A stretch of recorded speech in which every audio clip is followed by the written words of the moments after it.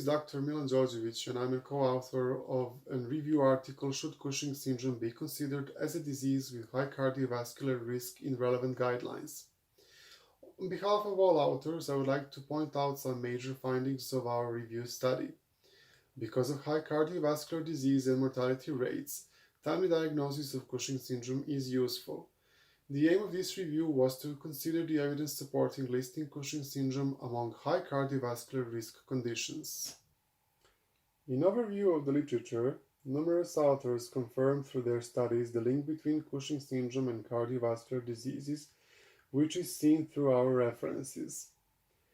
Diseases and pathophysiologic elements of increased cardiovascular disease risk in Cushing syndrome that we talked individually were arterial hypertension, diabetes mellitus, dyslipidemia, obesity, metabolic syndrome, hypercoagulability.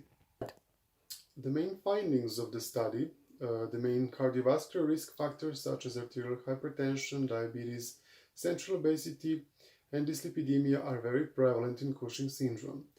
This is true for endogenous Cushing, particularly if hypercorticism is not amenable to cure. The abundance in cardiovascular risk factors is true for long-term, high-dose glucocorticoid therapy. Arterial hypertension and diabetes are often difficult to control in Cushing syndrome, which increases cardiovascular risk. The majority of patients with endogenous Cushing and many with exogenous have high cardiovascular risk measured in studies.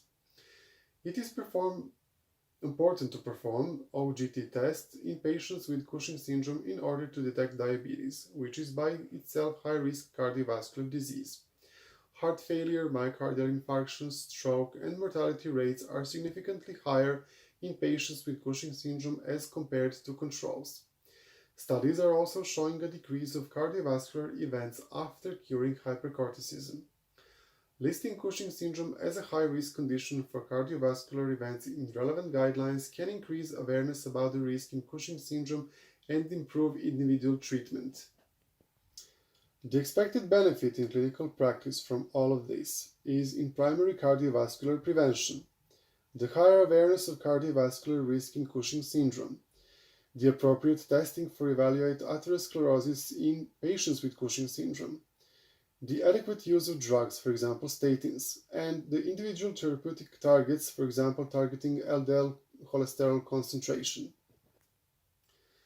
According to available literature, this topic is more important than we think, and this podcast was just to scratch the surface of our article. Thank you so much for listening.